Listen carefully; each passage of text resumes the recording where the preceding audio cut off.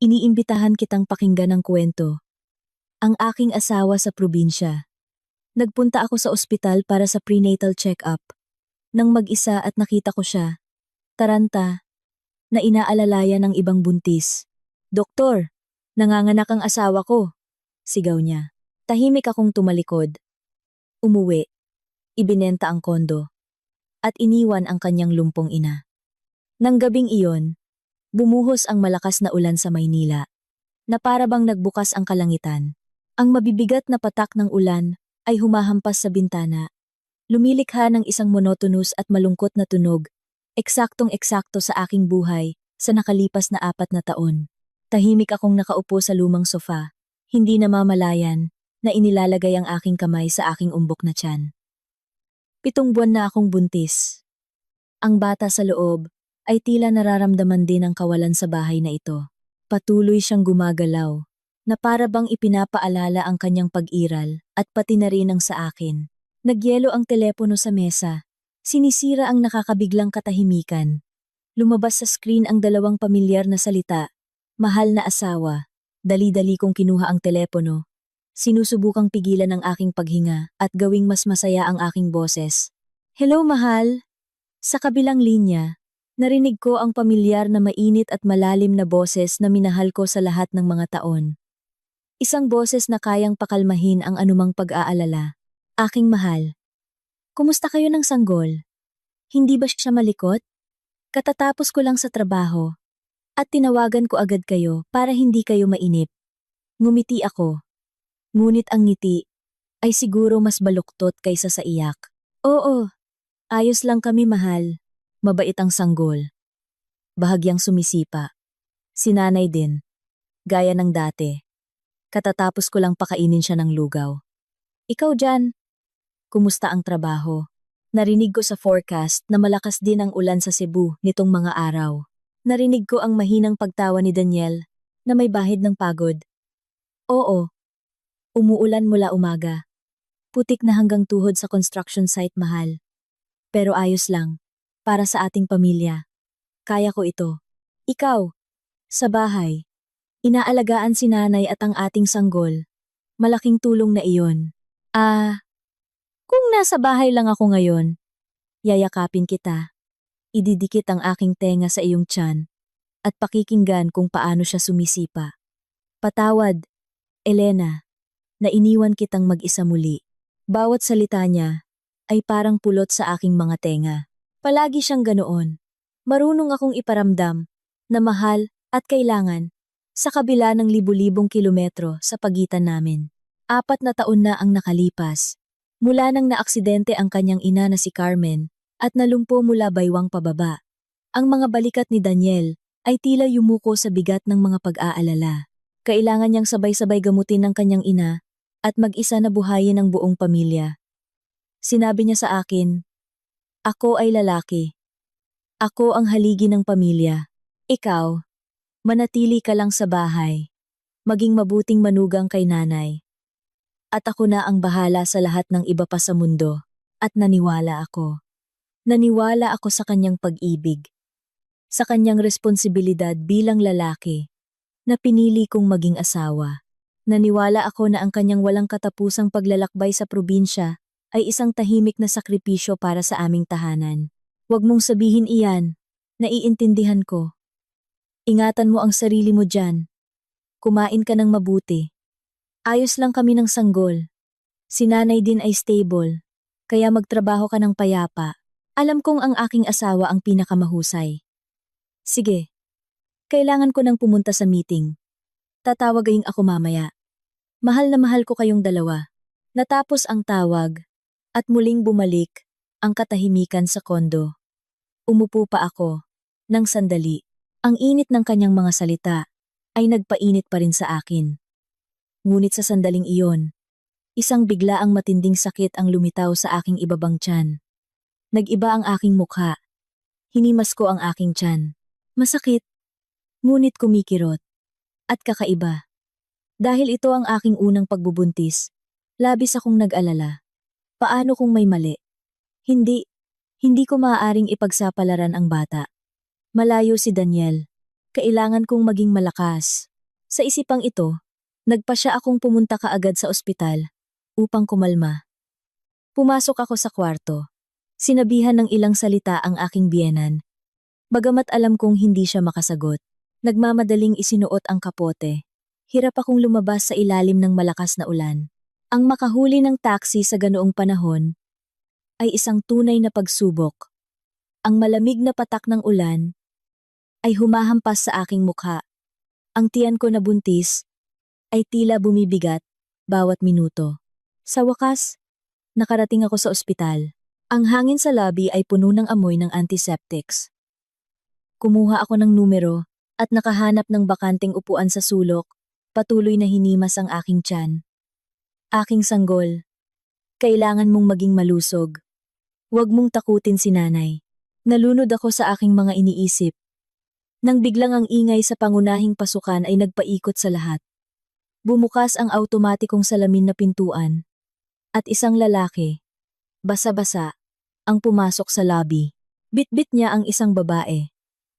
Buntis din, na ang tiyan ay tila mas malaki pa sa akin. At malaki na ang ibinaba. Ang mukha ng babae ay pinilipit sa sakit, maputla, at ang mukha ng lalaki ay nagpapahayag ng pagkabigla, pagkalito, at matinding pag-aalala. Tumigil ang aking mundo. Natigilan ako.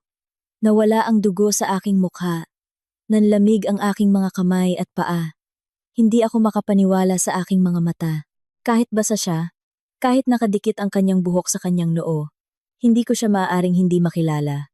Ang malalawak at maaasahang balikat na iyon, ang parehong relo sa kanyang kaliwang pulso, na ilang buwan kong pinag-ipunan mula sa aking suweldo, upang iregalo sa kanya, sa kanyang kaarawan. Ito ay si Daniel, ang aking asawa.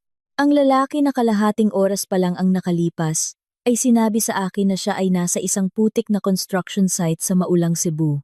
Ang aking puso ay tila piniga sa mga pilitan. Hindi ako makahinga. 1,000 tanong ang bumalot sa aking isip. Bakit siya narito? Sino ang babaeng ito? Baka nagkamali lang ako. Ngunit hindi. Walang pagkakamali. Dumaan siya sa akin na parang bagyo. Dumaan sa upuan kung saan ako nakaupo. Nakakapanatag sa loob lamang ng ilang hakbang mula sa akin. Hindi niya ako nakita. Sa kanyang mga mata na namumula sa takot. Tanging ang imahe ng babae sa kanyang mga bisig ang naroon. At pagkatapos ay narinig ko ang kanyang boses. Paos. Nauutal sa takot. Isang desperadong sigaw na pumunit sa ingay ng lobby ng ospital at dumurog sa aking puso sa libu-libong piraso. Doktor! Doktor! Dito! Tulungan ninyo ang aking asawa, nurse. Nanganganak ang aking asawa. Ipinapakiusap ko. Iligtas ninyo ang aking asawa. Ang aking asawa. Ang dalawang salitang ito, aking asawa, ay parang martilyo sa aking ulo. Narinig ng napakalinaw at napakasakit. Tinawag niya ang ibang babae na kanyang asawa. Sa mismong harapan ko. Ang kanyang legal na asawa. Na nagdadala ng kanyang anak. Sa aking sinapupunan. Nawala ang mundo sa ilalim ng aking mga paa. Lumabo ang lahat sa paligid. Ang sakit sa aking tiyan na nararamdaman ko kanina ay tila nawala. Pinalitan ng ibang sakit na sumisira sa kaluluwa. Akala ko ay mahuhulog ako. Sisigaw. Hahampasin siya ng mga akusasyon upang tanggalin ang kanyang mapanlinlang na maskara. Pero hindi. Sa mismong sandaling iyon, malakas na sumipa ang bata sa aking tiyan. Napakalakas. Na para bang sinusubukang gisingin ang ina na nalulunod sa kalaliman ng pagkabigo. Ang sipa na iyon ay nagpabalik sa akin sa katinuan. Ang mga luha na handa ng bumuhos ay biglang natuyo. Ang sakit sa aking dibdib ay naging isang malamig na bukol. Hindi ako umiyak, hindi ako nag-eskandalo, dahil bigla kong naunawaan ang lahat ng napakalinaw. Isang perpektong palabas ang ipinaglaro. At ako ang pinakabobo na puppet doon. Ang aking sakripisyo, ang aking pag-aalaga, ang aking pag-ibig. Lahat ng ito ay isang katawa-tawa lamang. Tinitigan ko ang papagmamadaling likod ni Daniel. Nakasama ng mga nurse ay tinutulak ang wheelchair kasama ang babae patungo sa emergency room. Hindi siya lumingon ni isang beses. Sa sandaling iyon, dahan-dahan akong tumayo. Ang sakit sa tiyan ay nawala, na para bang wala ito. Nakaramdam ako ng kakaibang gaan sa buong katawan. Hindi na ako nagpunta sa doktor. Tumalikod ako at lumabas. Dahan-dahan ngunit determinado. Sumama ako sa karamihan. Lumabas sa gate ng ospital. At lumakad sa ilalim ng malamig na ulan. Umulan pa rin. Ngunit hindi ko na naramdaman ang lamig. Dahil ang lamig sa aking puso ay libu-libong beses na mas matindi. Isang malamig at malupit na desisyon ang nabuo sa aking isip. Pinili niya siya. Tinawag niya siyang kanyang asawa. Kung gayon, ako, si Elena, ay ibabalik sa kanya ang lahat. Ibibigay ko sa kanya ang kanyang kalayaan.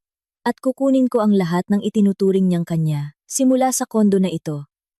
Mula ngayon, ako ang magtatakda ng mga patakaran ng laro. Bumalik ako sa bahay na minsan kong tinawag na aking tahanan. Sa ganap na nakawalan, huminto ang taxi sa entrance. Nagbayad ako. At, lulugmok-lugmok. Bumaba ng sasakyan. Halos huminto na ang ulan. Ang tanging natira ay ang ambon. Tulad ng alikabok ng tubig. Ngunit ang lamig ay tumagos na hanggang sa aking mga buto.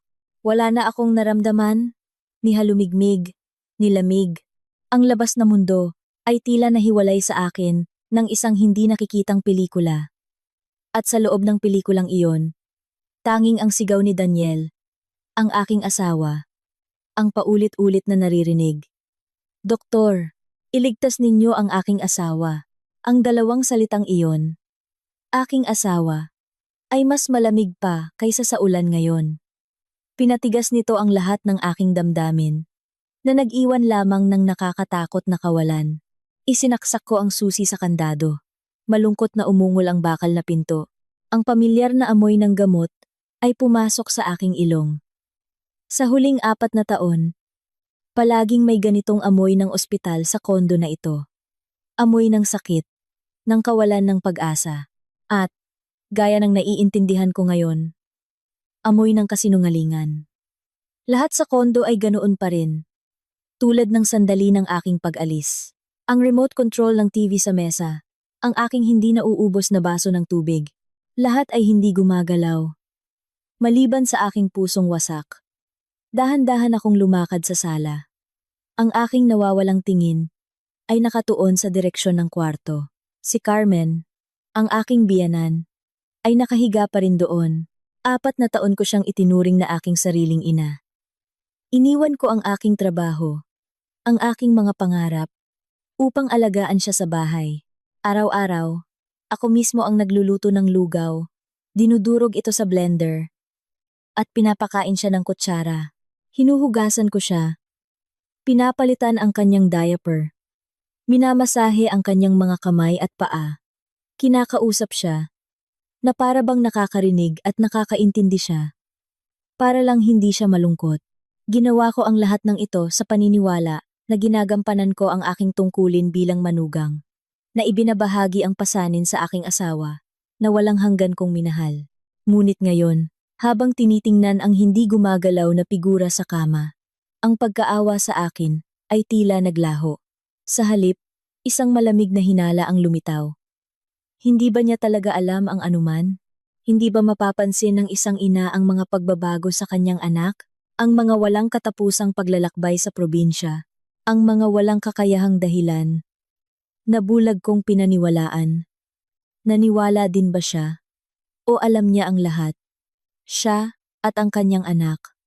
Sabay silang naglaro ng palabas na ito. At ako ang nag-iisang manunood, isang mangmang na manunood, na pumapalakpak sa aking sariling kapahamakan. Ang isipang ito, tulad ng isang lason na ahas, ay gumapang sa aking isip. Sinisira ang huling mga labi ng tiwala. Pumasok ako sa kwarto. Ang hangin sa loob ay mas mabaho pa. Nakatayo ako sa tabi ng kama. Matamang nakatingin sa mukha ni Carmen. Nakahiga pa rin siya na nakapikit, na para bang natutulog, ngunit may pakiramdam ako na tinitignan niya ako sa kanyang bahagyang nakabukas na pilikmata. Isang kakaibang pagnanais ang nagtulak sa akin na magsimulang maglinis sa kwarto. Gusto kong sirain ang huwad na kaayusan na ito upang makahanap ng isang bagay, ilang patunay sa aking lumalaking hinala. Pinalitan ko ang mga kumot, inilipat ang mga damit sa aparador. Lahat ay nakakabigla na ordinaryo. Siguro masyado akong naging mapanuri sa sandaling iyon. Nang handa na akong sumuko, yumuko ako upang itaas ang kutsyon mula sa gilid ng kama at ayusin ito, at nakaramdam ako ng matigas na bagay sa ilalim ng aking kamay. Lumaktaw ang aking puso, inangat ko ang kutsyon. Sa isang nakatagong sulok, nakita ko ang isang lumang smartphone. Hindi ito sa akin. At hindi rin ito ang keypad phone na alam kong mayroon si Carmen. Binili ito ni Daniel para sa kanya, just in case. Ang smartphone na ito ay mukhang bago at nasa silent mode. Nanginig ako. Isang smartphone sa isang babaeng paralisado mula baywang pababa na hindi makapaggalaw ng mga kamay at makapagsalita. Nakakatawa ito. Nagsimulang lumabas ang nakakapanindig balahibo na katotohanan. Nanginig ang aking mga kamay. Nang kinuha ko ang telepono. Sa lock screen ay isang larawan ng mga peonies. Walang password. Huminga ako ng malalim. Hinaplos ang screen. Nagbukas ito. At bumagsak ang aking mundo sa pangalawang pagkakataon. Sa home screen, bukas ang WhatsApp app na may napakaraming hindi pa nababasa na mensahe mula sa isang contact na pinangalan ng Honey. Andrea. Huminto ang aking puso. Andrea? Siya kaya ang babae sa ospital? Binuksan ko ang chat, at ang nabasa ko ay mas walang awa kaysa sa libu-libong saksak ng kutsilyo sa puso. Ang huling mensahe ay ipinadala ilang oras lang ang nakalipas. Nanay, masakit ang tiyan ko. Sa tingin ko, manganganak na ako. Dinadala ako ni Daniel sa ospital. Huwag po kayong mag-alala sa bahay. At siguraduhin niyo po na walang malalaman ang kanyang asawa. Isa pang mensahe mula kahapon. Pupunta ulit siya sa kanyang regular na check-up bukas. Nanay, magkunwari po kayo na mas malala ang pakiramdam niyo. Huwag po kayong kumain ng anuman para mag-alala siya at bumalik agad. Walang oras para maglibang. At pagkatapos ay 12-dosenang, daan-daang mensahe sa loob ng maraming buwan na naglalantad sa kanilang buong kasuklam-suklam na pagsasabuatan. Aking mabuting manugang. Kumusta kayo ni Daniel? Huwag mong kalimutang pakainin nang mabuti ang aking apo. Nanay, grabe ang morning sickness ko. Wala akong makain. Nag-aalala si Daniel. Ikaw lang ang nakakaintindi sa akin. Huwag kang mag-alala. Ang Vera na iyon ay isang mangmang. Wala siyang maiintindihan. Hayaan mo pa siyang alagaan ako ng kaunti. Sa sandaling ipanganak mo ang iyong anak, makakahanap si Daniel ng dahilan para paalisin siya. Pagkatapos noon, magiging maayos ang ating buhay. Tandaan mo lang, wag mong ipaalam sa kanya na kaya mong gumalaw. Magkunwari kang paralisado hanggat maaari. Galingan mo nanay, ang kinabukasan ng iyong anak at apo ay nakasalalay sa iyong talento sa pag-arte. Nagbasa ako, nang hindi lumalaktaw ng isang salita.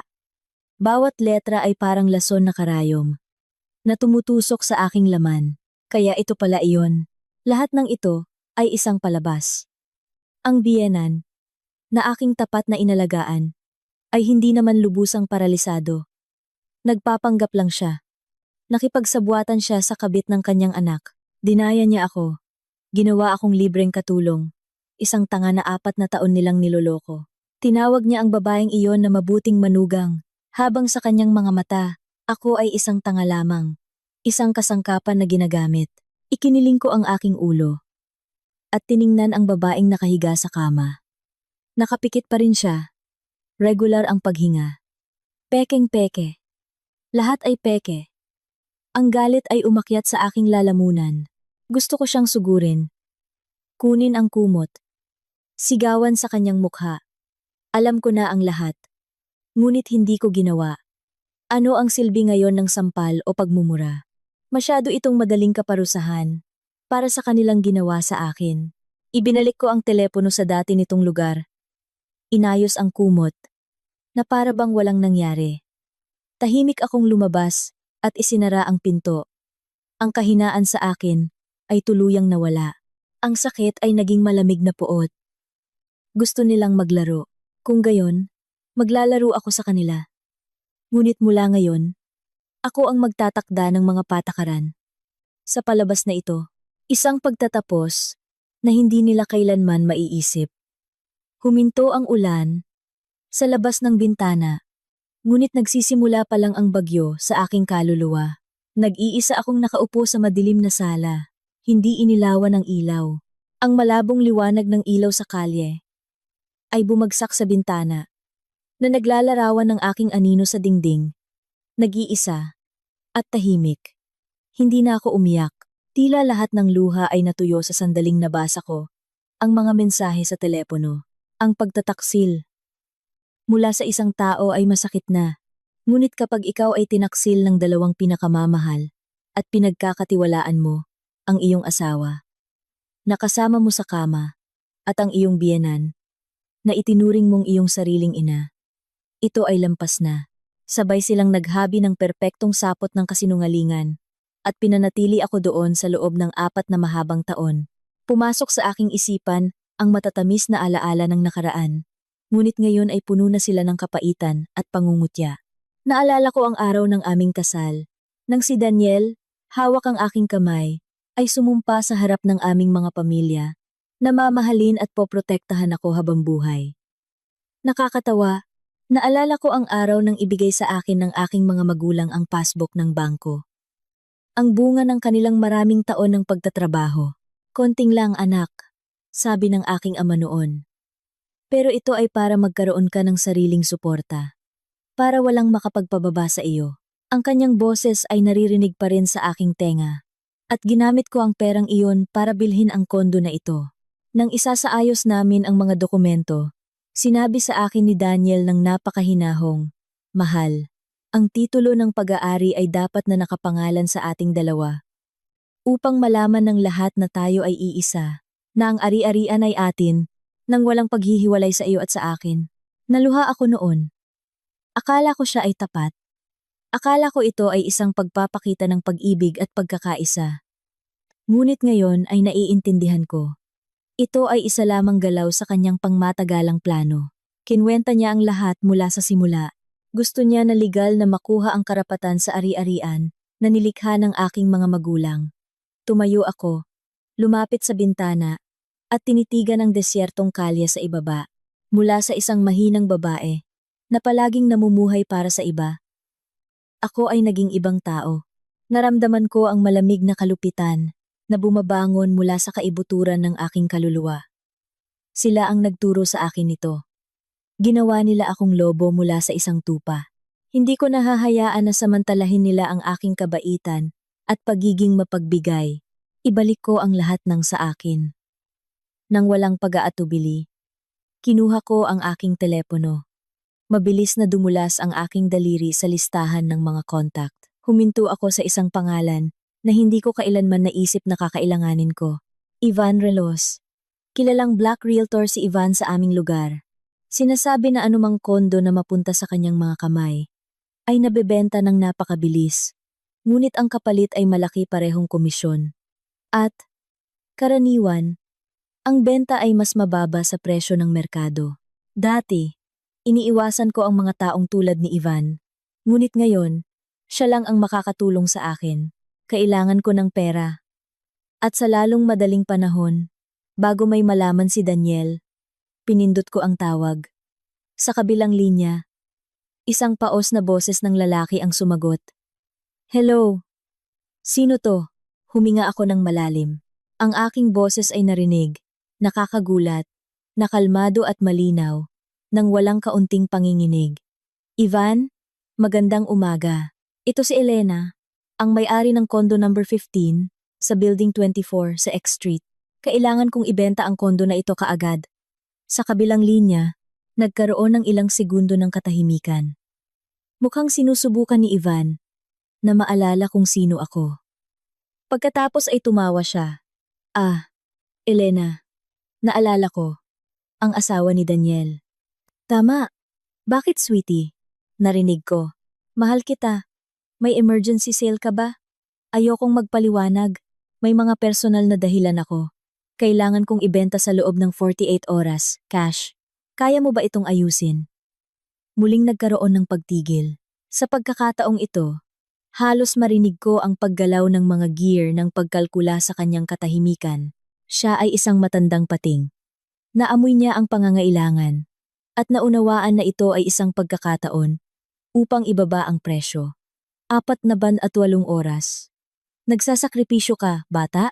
Hindi ito tulad ng pagbebenta ng isang bungkos ng kangkong. Kung, kung, kung ano, kung sasang-ayon ka sa napakagandang presyo.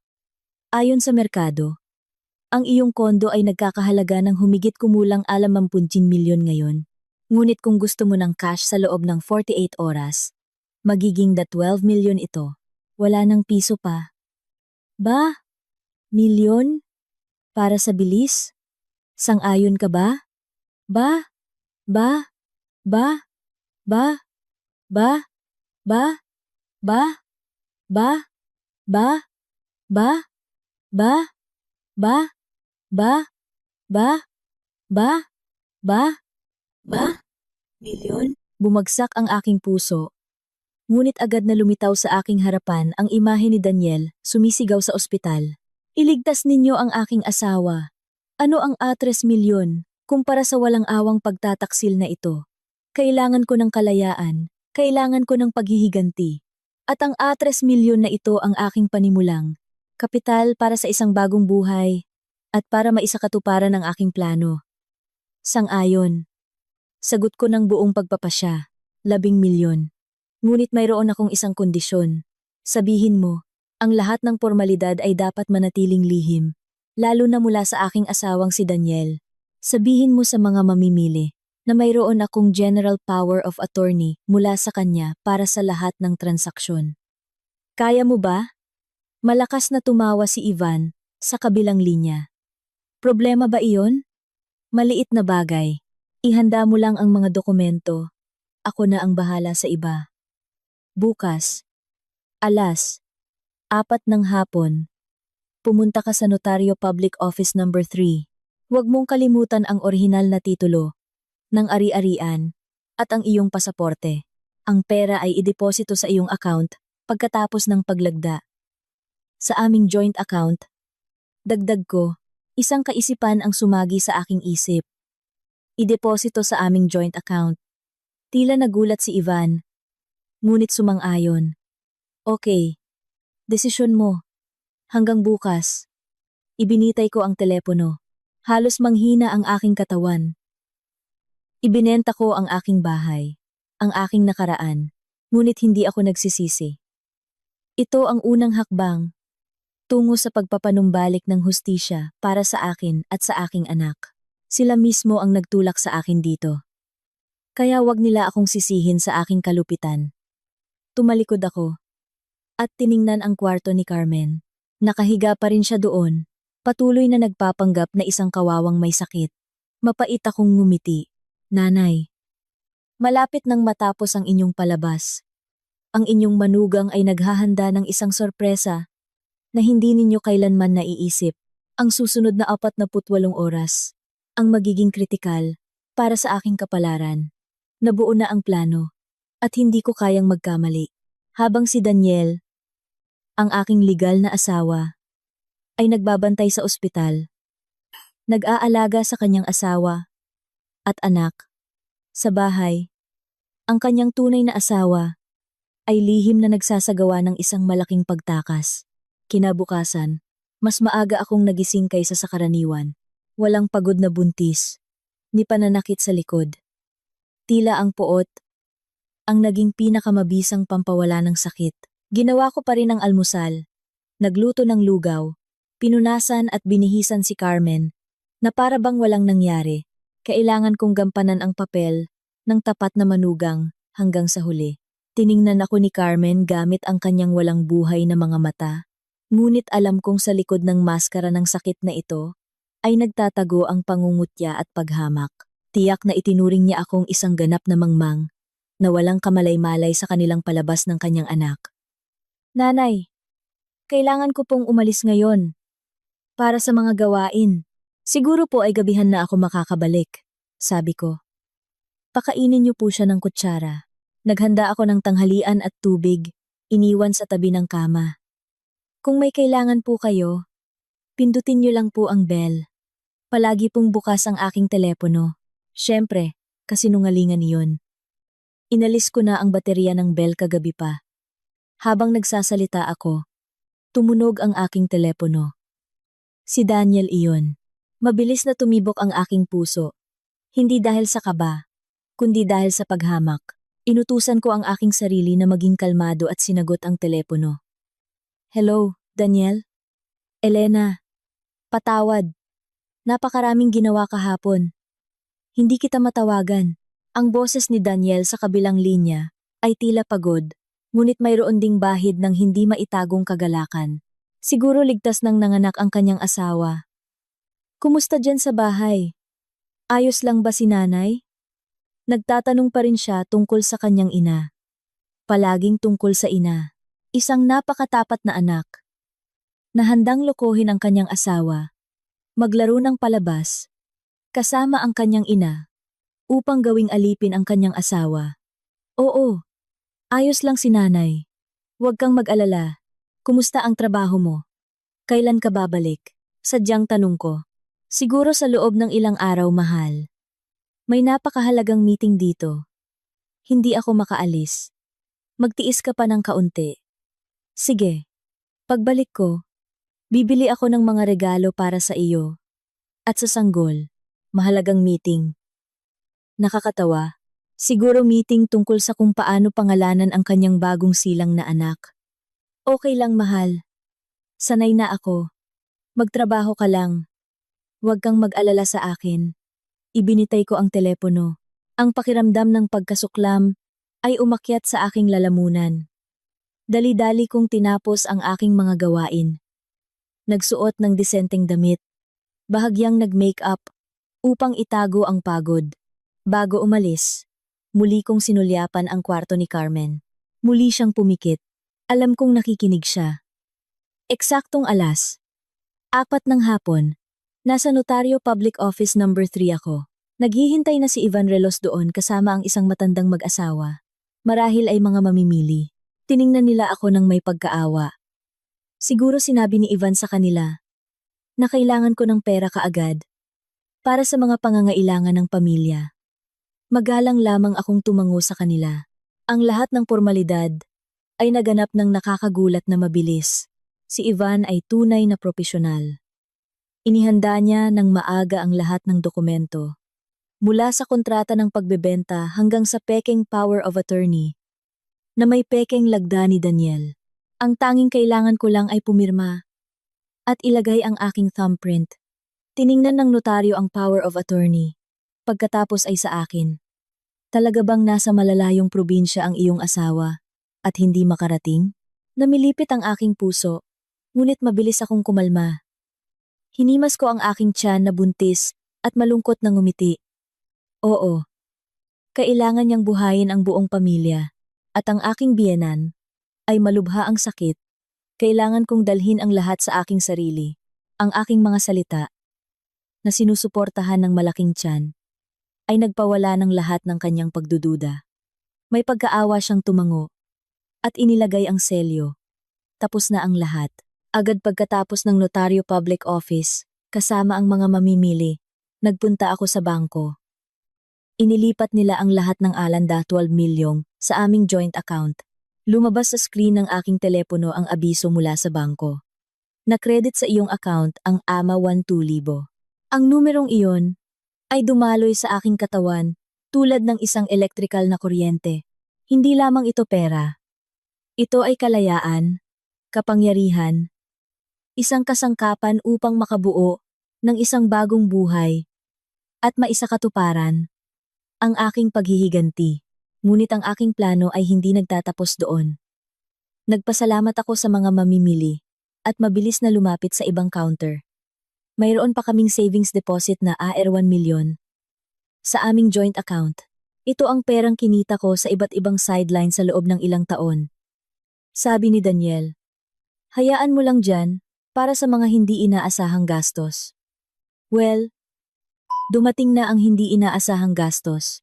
Miss, gusto kong kunin ang buong halaga mula sa savings deposit na ito. Ibinigay ko sa bank teller ang savings passbook at ang aking ID. Tiningnan ako ng babae.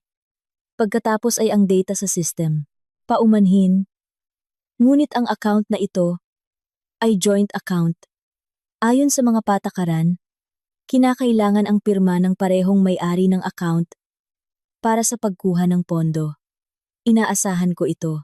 Muli kong nilalaro ang parehong card. Ang aking boses ay puno ng pagkabigo. Miss, ang aking asawa ay nasa probinsya, hindi makakabalik. At ang aking biyanan ay nasa ICU. Kailangan namin ng pera para sa operasyon. Tingnan mo, baka may magawa. Ito ang aking pinaghirapang pera para sa operasyon ng biyanan ko. Pagmamakaawa ko, nalilito ang teller, kaya tinawag niya ang kanyang superior. Sa pagkakataong ito, inilabas ko ang parehong general power of attorney na ginamit ko sa notaryo kanina, kasama ang aking madamdaming paliwanag at ang dokumentong may pirma ng aking asawa na nagbibigay sa akin ng buong autoridad sa aming mga ari-arian. Pumayag sila. Hiniling pa rin nila na sumulat ako ng isang waiver na kukunin ko ang buong legal na responsibilidad. Walang pag-aalinlangan akong pumirma. Pagkalipas ng ilang minuto, ang iwan milyong cash, kasama ang iwan 12 milyon mula sa pagbebenta ng kondo, ay nasa iba kong lihim na account. Na binuksan ko ng maaga, isang account na nakapangalan lamang sa akin, Elena Santos. Tiningnan ko ang balanse ng aming joint account. Ilang libong piso na lang ang natira doon. Isang malamig na ngiti ang lumitaw sa aking labi. Daniel, inalis mo sa akin ang pag-ibig at tiwala, at aalisin ko sa iyo ang lahat ng pera, at ang bubong sa iyong ulo, na ipinagmamalaki mo. Tingnan natin kung paano katratuhin ng iyong mahalagang asawa. Kapag wala ka nang natira, napanalunan ko ang labang ito. Paglabas ko ng bangko, nakaramdam ako ng ibang tao. Ang hindi nakikitang bigat na nagpabigat sa akin sa loob ng maraming taon, ay tila nabunot. Ang langit pagkatapos ng ulan ay nakakagulat na malinaw at bughaw. Hindi ako umuwi kaagad. Pinayagan ko ang aking sarili na maglakad-lakad sa mga kalye, nilalanghap ang hangin ng kalayaan. Pumasok ako sa isang mamahaling shopping mall, na dati ay dinadaanan ko lang, na may lungkot na tinitingnan ang mga display window. Bumili ako ng ilang estilong damit para sa mga buntis, bumili para sa aking magiging anak ng pinakamahusay na mga gamit para sa mga bagong silang. Hindi ko na tiningnan ang mga presyo. Hindi na nag-atubili. Ito ay isang magandang pakiramdam. Pagkatapos ng matagumpay na pamimili, tumawag ako ng isang maliit na delivery truck. Dumating na ang oras para sa huling bahagi. Nang makabalik ako sa bahay, magdidilim na. Ang kondo ay tahimik, tulad ng isang libingan. Pumasok ako, hindi inilawan ng ilaw, at dumiretso sa aming kwarto. Kinuha ko ang 2 pinakamalaking maleta, at nagsimulang mag-impake. Kinuha ko lamang ang sa akin. Damit, dokumento, ilang alaala mula sa aking mga magulang, at lahat ng nauugnay sa bata. Ang mga larawan sa kasal, mga regalo mula kay Daniel. Iniwan ko ang lahat. Ayokong magdala ng anuman na magpapaalala sa kasuklam-suklam na panlilinlang na ito. Habang nag-iimpake ako, isang mahina, paos na boses ang narinig mula sa katabing kwarto. Elena! Elena! Boses iyon ni Carmen. Sa unang pagkakataon sa mahabang panahon, narinig ko siyang sumubok na magsabi ng isang bagay. Siguro dahil sa uhaw, o siguro dahil sa takot, na naiwan mag-isa, nang matagal, huminto ako, huminga ng malalim, at pumasok sa kanyang kwarto. Binuksan ang ilaw. Nakahiga si Carmen sa kama. Nakadilat ang kanyang mga mata at nakatingin sa akin. Mayroong isang bagay sa kanyang tingin na parang pagmamakaawa. Ngunit higit sa lahat ay kayabangan at isang pautos na tono ng isang taong sanay na pinaglilingkuran. May kailangan po kayo? Walang emosyon kong tanong. Tubig. Tubig. Nahirapang bigkas niya. Mahinahon akong nagbuhos ng isang baso ng tubig. Naglagay ng straw. At idinikit sa kanyang bibig. Masigasig siyang uminom. Nang matapos siya, muli siyang nag-utos. Itaas mo ako. Naninigas ang likod ko. Itinuring pa rin niya akong tanga, ang kanyang katulong. Masinsin ko siyang tiningnan. At isang malamig, mapanuyo ang ngiti ang lumitaw sa aking labi. Tila nagulat siya sa aking pag-uugali. Lumaki ang kanyang mga mata sa pagkalito. Naninigas ang likod. Ulit ko. Sa tingin ko, nanay, oras na para umupo kayo. Mukhang tumaba kayo kamakailan. At gumagalaw na rin ang inyong mga kamay at paa. Hindi ba? Nagbago ang mukha ni Carmen. Ang pagkalito sa kanyang mga mata ay napalitan ng matinding takot. Nahirapan siyang bigkasin. Ikaw, anong sinasabi mo? Ako, hindi ko naiintindihan. Hindi naiintindihan? Tumawa ako. Ang malamig na tawa ay umalingaw-ngaw sa kwarto. Kung gayon, hayaan ninyong ipaliwanag ko. Aking mabuting manugang, kumusta kayo ni Daniel? Hayaan mo pa itong si Elena na alagaan ako ng kaunti. Galingan mo, nanay. Ang kinabukasan ng iyong anak ay nakasalalay sa iyong talento sa pag-arte. Familiar ba sa inyo ang mga pahayag na ito? Kinukopya ko ng verbatim ang mensahe mula sa lihim na telepono. Sa bawat salita ko, mas lalong namumutla ang mukha ni Carmen. Sa huling pahayag, ito ay puti na parang papel. Binuksan niya ang kanyang bibig. Nanginig ang kanyang katawan hindi dahil sa sakit, kundi dahil nabuking siya. Paano? Paano mo? Paano mo nalaman? Hindi ba? Lumapit ako sa kama, yumuko sa kanyang tenga, at bumulong upang marinig niya ang bawat salita. Sa mundong ito, lahat ng lihim ay nabubunyag. Nanay, maganda ang inyong palabas ng inyong anak, ngunit dumating na ang oras para ibaba ang tabing. Tumayo ako, at tiningnan siya sa huling pagkakataon. Sa kanyang mga mata ngayon, ay hindi takot, kundi matinding galit. Gusto niyang tumalon. Sunggaban ako. Ngunit, tila, dahil sa matagal na pagpapanggap, hindi na ganoon kamasunurin ang kanyang katawan. May balita ako para sa inyo. Sabi ko, na para bang kaswal lang. Ibinenta ko ang kondo na ito. Bukas, darating ang mga bagong may-ari, kaya oras na para humanap kayo ng bagong tirahan ng inyong mahalagang anak. Dare ka? Sigaw niya sa walang magawa na galit. Dare ako o hindi, malalaman mo sa lalong madaling panahon. Kinuha ko ang aking mga balikat. Mula ngayon, tawagin mo ang iyong mabuting manugang, ang iyong Andrea, para pakainin ka at palitan ang mga diapers. Sigurado akong mas mahusay siyang mag-aalaga sa iyo kaysa sa akin. Paalam, nanay. Ang iyong walang silbing manugang ay aalis na.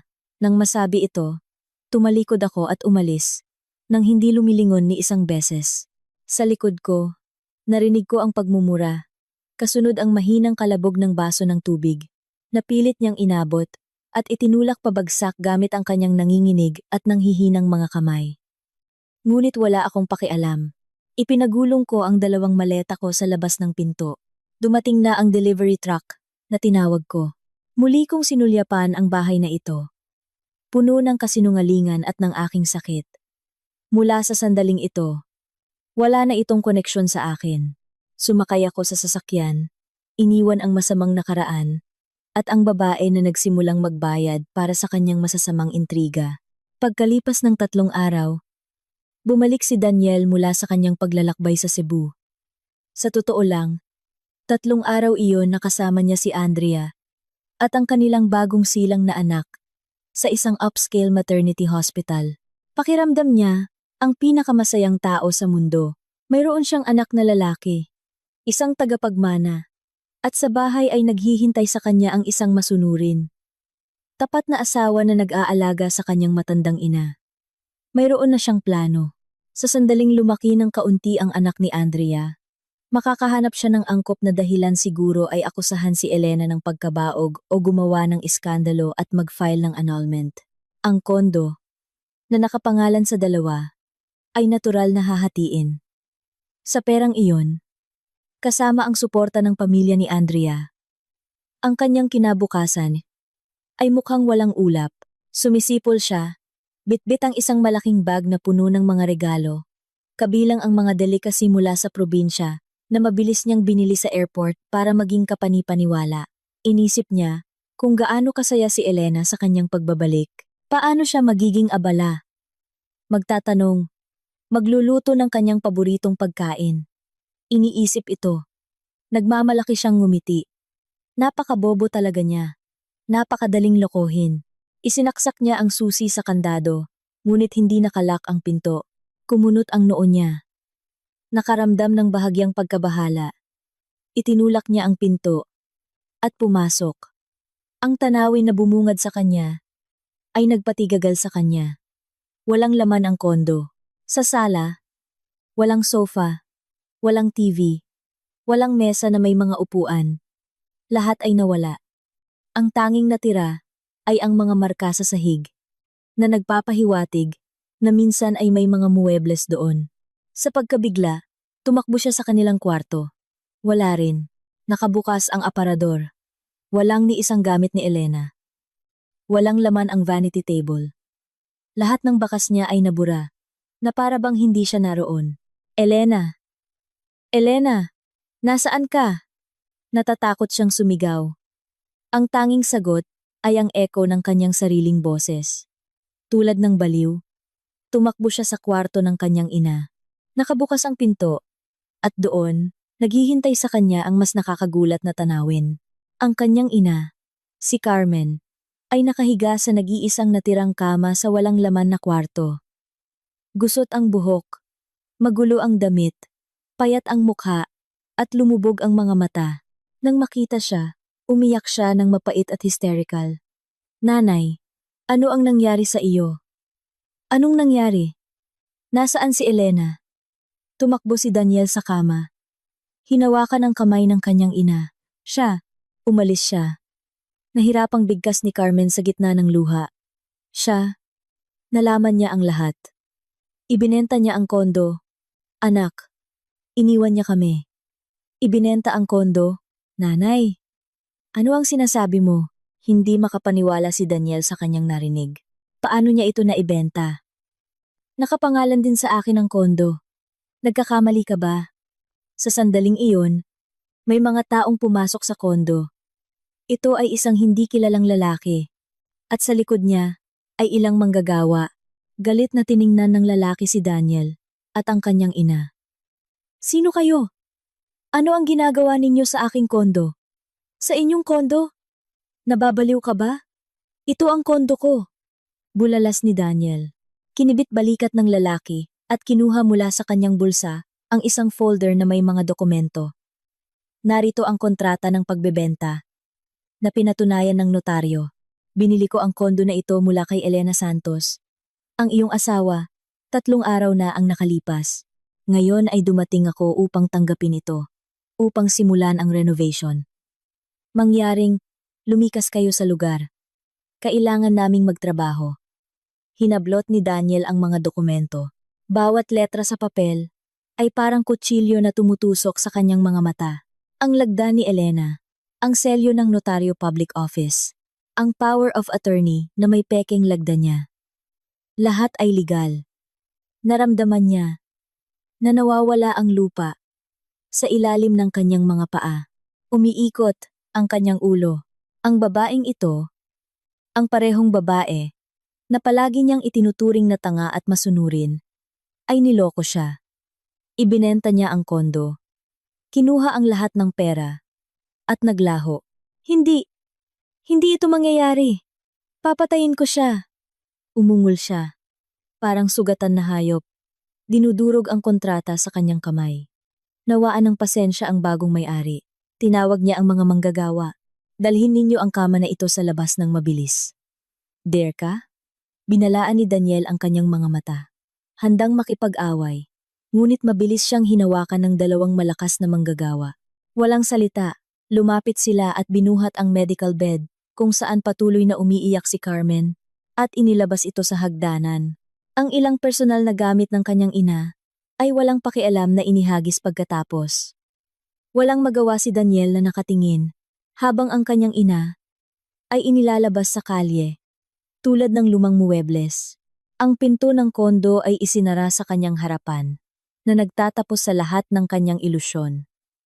Nakatayo siya sa kalye sa tabi ng kanyang lumpong ina sa isang ospital na kama. Nawala ang lahat. Bahay, pera, at ang asawa na kinamumuhian niya. Ang galit at kahihiyan ay bumaha sa kanya. Kinuha niya ang telepono.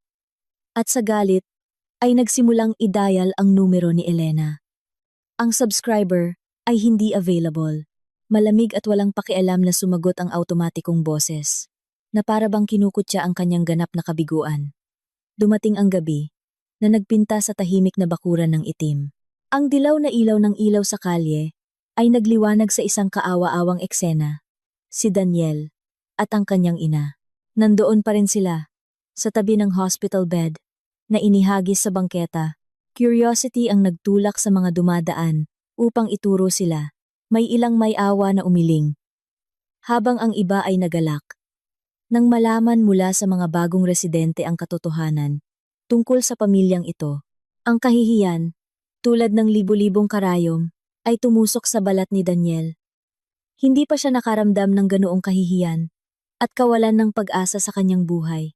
Tumigil sa pag-iyak si Carmen, ngunit nanginginig ang kanyang katawan sa lamig at takot. Daniel, nilalamig ako. Humanap ka ng lugar. Anak, tiningnan ni Daniel ang kanyang ina. Pagkatapos ay sa paligid. Alam niyang hindi siya maaaring umupo doon ng habang buhay. Kailangan niyang humanap ng pansamantalang tirahan. Ngunit saan pupunta? Mga kaibigan? Kamag-anak? Hindi.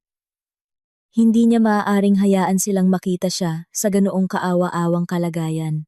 Naiirita, kinuha niya ang huling pera mula sa kanyang wallet. Tinulungan niya ang kanyang ina na tumayo at dinala siya sa isang abang hotel sa likod ng ibang bakuran. Maliit ang kwarto, mamasa-masa, na may kasuklam-suklam na amoy ng amag. Ang mga bedsheets ay may dilaw na mantsa. Ang mga dingding ay tinutubuan ng amag. Kung ikukumpara sa kanilang maluwag na kondo, ang lugar na ito ay tunay na impyerno. Inilagay ni Daniel ang kanyang ina sa kama, tinakpan ng manipis na kumot. Tiningnan ni Carmen ang kwarto, at muling bumuhos ang luha sa kanyang mga mata. Bakit? Bakit ganito lahat, anak? Siya lahat ito. Siya ang dahilan ng lahat ng ito. Tahimik si Daniel. Bumagsak siya sa upuan, hawak ang kanyang ulo sa kanyang mga kamay. Ngayon ay hindi oras para maghanap ng may kasalanan. Kailangan niyang gawin ang isang bagay. Paulit-ulit niyang tinatawagan si Elena. Ngunit ang tanging sagot ay ang walang kaluluwang boses ng answering machine. Sumulat siya ng mga mensahe na puno ng pagmumura, pagbabanta, pagsusumamo, ngunit walang sagot. Para bang naglaho si Elena, kumakalam ang kanyang tiyan sa gutom. Naunawaan ni Daniel na wala siyang kinakain mula nang dumating siya. Tiningnan niya ang kanyang ina. Nakahiga din siya, mahina at gutom. Lumabas siya at bumili ng 2 pinakamurang container ng pagkain sa pinakamalapit na karinderya. Pinakain niya ang kanyang ina ng kutsara. Hindi pa kailanman naging ganoon kapait ang pagkain. Kumain si Carmen ng ilang kutsara at umiling. Hindi masarap. Naaalala ko ang lugaw na niluto ni Elena. Sa pagbanggit ng pangalan ni Elena, muling umakyat ang galit sa kaluluwa ni Daniel. Oo, siya, ang babaeng iyon, ang nagdulot sa kanila sa ganoong kalagayan. Ngunit galit sa galit, may kailangan siyang gawin tungkol sa katotohanan. Halos wala ng pera sa kanyang wallet. Sapat pa para sa ilang araw sa butas na ito. Kailangan niya ng pera. Napakaraming pera. Upang makakuha ng disenteng tirahan para sa kanyang ina. Upang umupa ng tagapag-alaga. Upang bigyan ng pangangailangan si Andrea at ang kanilang bagong silang na anak. Tama, mayroon siyang Andrea. Siya ang kanyang huling pag-asa. Mayaman ang pamilya ni Andrea. Hindi niya ito pababayaan sa ganitong oras. Pupunta siya sa kanya, sasabihin ng lahat. Ililipat niya ang kanyang ina sa kanyang upscale condo upang manatili doon pansamantala. Sigurado siyang mapapapayag niya ito. Sa isipang ito, isang sinag ng pag-asa ang sumilay sa dilim. Nanay, magpahinga ka dito. Aalis ako para sa mga gawain, babalik ako kaagad, sabi niya kay Carmen. Isinuot niya ang kanyang jacket at nagtaksi patungo sa magandang residential complex kung saan nakatira si Andrea. Nakatayo sa harap ng pinto ng apartment nito. Huminga siya ng malalim, sinusubukang ayusin ang kanyang damit at ekspresyon ng mukha upang hindi masyadong magmukhang kawawa. Pinindot niya ang doorbell. Bahagyang bumukas ang pinto. Nakatayo sa pintuan si Andrea sa isang silk robe na may bahagyang pagod. Ngunit mayabang pa ring mukha. Nang makita si Daniel na magulo at pagod, kumunot ang kanyang noo. Saan ka galing? Mukha kang galing sa basurahan. Buong araw akong tumatawag sa iyo, umiiyak ang bata. At ako lang ang nag-iisang nag-aalaga. Dali-daling pumasok si Daniel. Isinara ang pinto. Hinawakan niya ang kamay ni Andrea. Ang kamay, ang kanyang boses ay puno ng desperasyon. Andrea, may nangyari. Ako. Nawala ang lahat. Ano ang ibig mong sabihin? Nawala ang lahat. Magsalita ka ng tuwiran. Inalis ni Andrea ang kanyang kamay nang may inis. Nanginginig at lumuluha. Isinalaysay ni Daniel ang lahat, kung paano nalaman ni Elena ang lahat, kung paano nito lihim na ibinenta ang kondo. Kinuha ang pera at naglaho. Iniiwan siya, at ang kanyang lumpong ina na walang isang kusing sa kalye. Habang nagsasalita siya, lumalabo ang magandang mukha ni Andrea. Ang paunang pagkabahala ay napalitan ng galit at paghamak nang matapos si Daniel. Malamig na ibinulalas ni Andrea. Kaya ngayon, wala kang pera at wala na ring kondo. Oo, pero wag kang mag-alala. Magfa-file ako ng kaso laban sa kanya. Hindi siya makakatakas. Pilit na pinapakalma ni Daniel. Ngayon kailangan ko ang tulong mo. Ang nanay ko, nasa isang kahila-hilakbot na hotel siya ngayon. Maari ko ba siyang dalhin dito sa loob ng ilang araw? Ilang araw lang. Hanggang sa makahanap ako ng bagong tirahan. Nang marinig ito, tumawa si Andrea malakas, nakakabingi, at nangungutya. Anong sabi mo? Dadalhin dito ang iyong lumpong ina? Daniel, nababaliw ka na ba? Dinilat niya ang kanyang mga mata sa kanya. Hindi mo ba nakikita? Kakatapos ko lang manganak. Napakaliit ng bata. Ang kondo na ito ay isang lugar kung saan ako nagpapahinga, kung saan ang aking anak ay lumalaki sa kalinisan. At gusto mong gawing ospital? Isang nursing home? Sino ang mag-aalaga sa kanya? Maglilinis. Magtatapon ng kanyang dumi. Ako o ikaw? Ako. Gagawin ko ang lahat. Hindi mo na kailangang magbuhat ng daliri. Nahirapang bigkas ni Daniel. Ikaw ang gagawa? Ngumiti si Andrea. At sino ang magkakakita ng pera para sa akin at sa aking anak? O nagpasya kang maging full-time caregiver? Daniel! Daniel! Paano ako nagkamali sa iyo? Akala ko matalino ka. Agresibo. Kayang bigyan kami ng desenteng buhay ng aking anak. Ngunit naging isa ka lang talunan, na hindi man lang kayang hawakan ang sarili mong asawa. Pinayagan mo siyang lokohin ka. At ngayon na wala ka nang natira, nagpasya kang kumapit sa akin. Bawat salita ni Andrea ay parang saksak sa puso. Natigilan siya.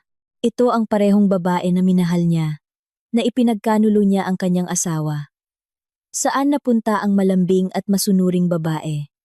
Sa harap niya ay isang mapanuri at malupit na nilalang. Andrea, bakit ka nagsasalita ng ganyan? Ginawa ko ang lahat ng ito para sa iyo at sa anak mo. Para sa atin ng anak ko. Bulong ni Andrea. Huwag kang magpanggap na para sa amin. Kung hindi ka nangako na hihiwalayan mo ang asawa mo, hahatiin ang kondo, at bibigyan kami ng anak ko ng normal na status, hindi ko sana ipinanganak ang bata. At ngayon, walang bahay, walang pera. Ano ka ba? Walang silbi na lalaki na may lumpong matanda sa leeg. Sa tingin mo, kailangan ko ng ganoong pasanin? Nalis ang maskara. Ang tunay na mukha ni Andrea ay lumitaw sa lahat ng kanyang kapangitan. Hindi siya kailanman nagmahal sa kanya. Mahal niya ang pera at ang kinabukasan na inilarawan niya para sa kanya. Hoy! At ano ang gagawin mo? Tanong ni Daniel na nanginginig ang boses. Ikaw na ang bahala sa iyong mga problema. Itinuro ni Andrea ang pinto. At ngayon, umalis ka. Wala ka ng silbi sa akin. Siguraduhin mo lang na magpapadala ka ng sustento para sa bata buwan-buwan. Kung hindi, asahan mong kakaladkarin ko ang pangalan mo sa korte. At yung nanay mo, dalhin mo siya sa kalsada kung gusto mo. Wala akong pakialam. Huwag na huwag ka nang tatapak sa kondo na ito. Lumayas ka. Sa mga salitang ito, itinulak niya si Daniel palabas ng pinto at isinara ito. Ang tuyo, walang awa na tunog ng lock ay nagbigay ng wakas sa kanilang relasyon at sa huling pag-asa ni Daniel. Nakatayo siya. Natigilan. Sa harap ng malamig na pinto. Napakiramdam niya ay isang kumpletong idiot. Ang pinakatangang clown sa mundo. Ipinagpalit niya ang lahat sa isang ilusyon. At ngayon ang ilusyon na iyon ay nawasak, na nagdulot sa kanya ng matinding dagok. Wala siyang natira. Ganap na wala. Habang si Daniel ay nalulunod sa putik ng pagtataksil at pagkabigo. Sa ibang lugar, libu-libong kilometro mula sa Maynila, ang aking buhay ay naging isang pangarap. Pinili ko ang Tagaytay, isang magandang lungsod sa kabundukan, upang magsimula muli. Sa isang maliit na bahagi ng pera, mula sa pagbebenta ng kondo, bumili ako ng upscale apartment na may tanawin ng lawa. Bawat umaga, paggising ko, nakikita ko ang pagsikat ng araw sa asul na tubig at naririnig ang tunog ng hangin. Ang kapayapaan na ito ay isang karangyaan para sa akin na hindi ko kailanman pinangarap. Hindi na ako ang dating Elena na magtatago sa takot. Ngayon, ako na ang master ng laro. Gusto ko siyang harapin, ngunit may posisyon ng lakas. Nang araw na dumating siya sa Tagaytay, umulan, isang biglaang malakas na ulan, na para bang nagluluksa sa kaawa-awang kapalaran ng isang taksil. Nakatayo ako sa ikalawang palapag. Nakatingin sa kanya mula sa likod ng kurtina. Nakatayo siya sa gate ng aking bahay. Isang kaawa-awa, katawa-tawa na tanawin. Punit-punit ang damit. Payat, basang-basa. Nakatayo lang siya doon, parang multo, at naghihintay. Hindi ako lumabas kaagad. Hinayaan ko siyang maghintay, mabasa sa ulan, maramdaman ang lamig na tumagos sa kanyang mga buto, kung paano kinakain ng kawalan ng pag-asa ang kanyang kaluluwa. Gusto kong maranasan niya ang parehong naranasan ko. Nang maraming taon kong hinintay ang kanyang mga tawag, ang kanyang atensyon sa ganap na kalungkutan. Pagkaraan ng mahabang panahon, nagpasya akong lumabas. Hindi ako lumakad. Sumakay ako sa aking bagong mamahaling sasakyan. Gusto kong makita niya ang pagkakaiba sa pagitan namin. Ngayon, ako ang master ng aking buhay. At siya ay isang talunan lamang sa gilid. Nang dahan-dahang bumukas ang malalaking bakod na gawa sa bakal, at nagsimulang lumabas ang aking puting sasakyan. Si Daniel. Tulad ng isang nalulunod na tao, na kumakapit sa dayami, ay sumugod pasulong, humarang sa kalsada. Nagsimula ang palabas na inihanda niya. Elena! Elena! Ako ito! Huminto ka! Pakiusap! Huminto ka!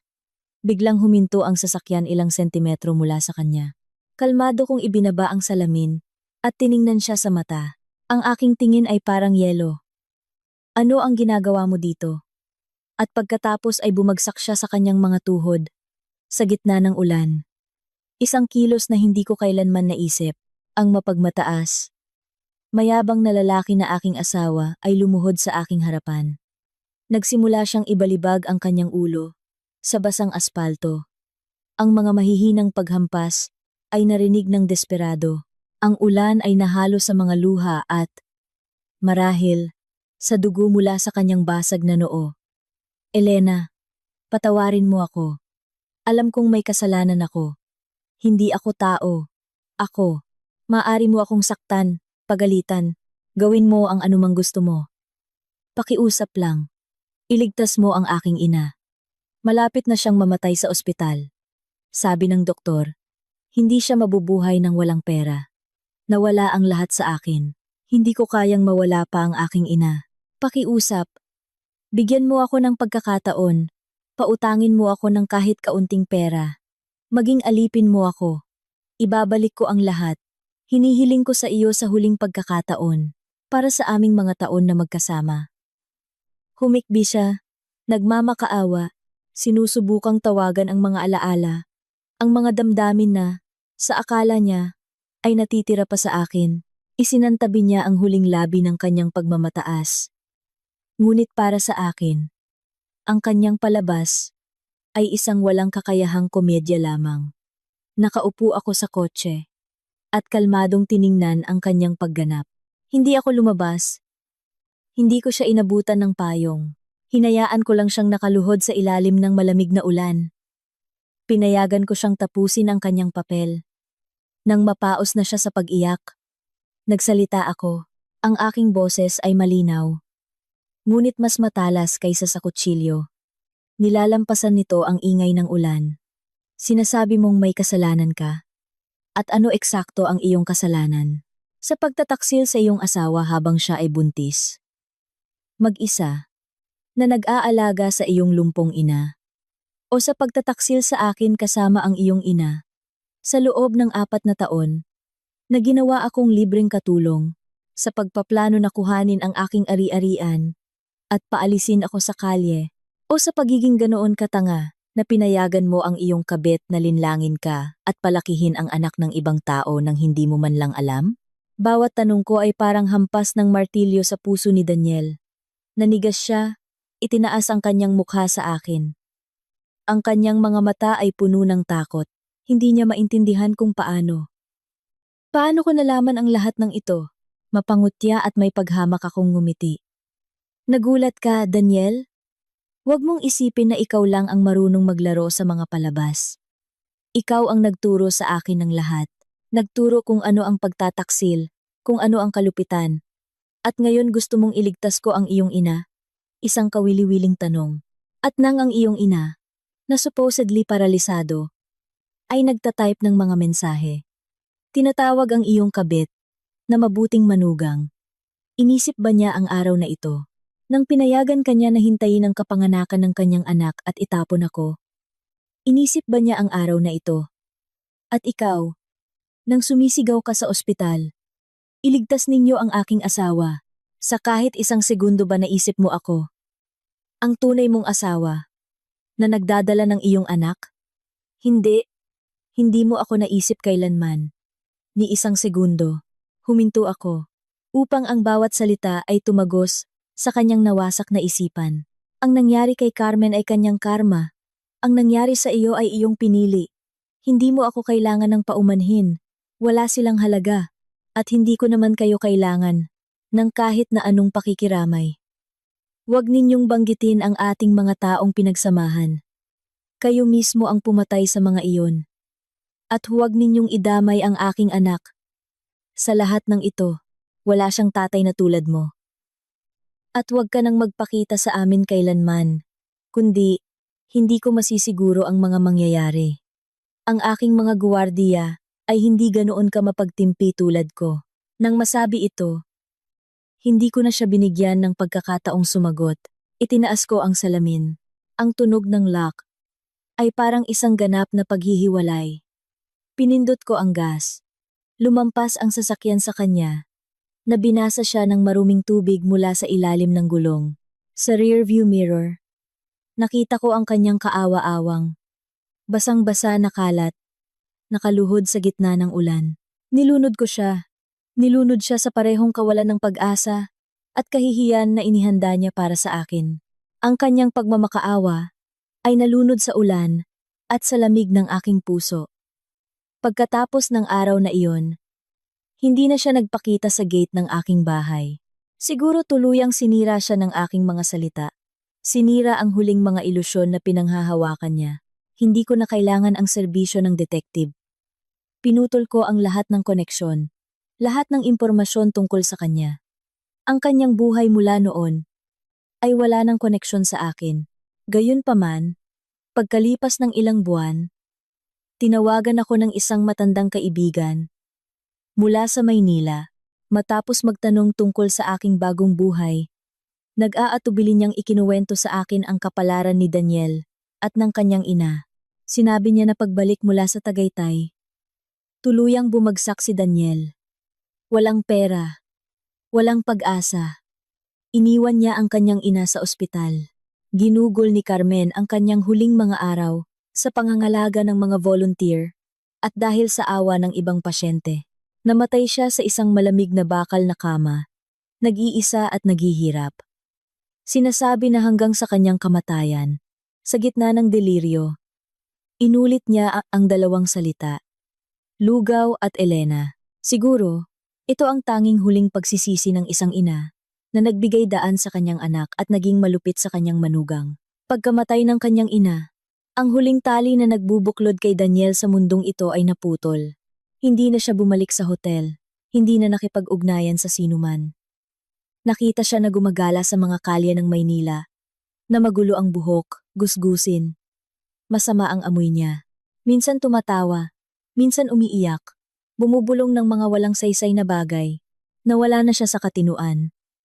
Mula sa isang matagumpay, may pag-asang lalaki, siya ay naging isang walang tirahan. Isang basura ng lipunan, na nabubuhay sa limos. Ito ang huli, at pinakakakilakilabot na halaga, na kanyang binayaran para sa kanyang pagtataksil at katangahan. Matapos marinig ang kuwentong ito, tahimik ako.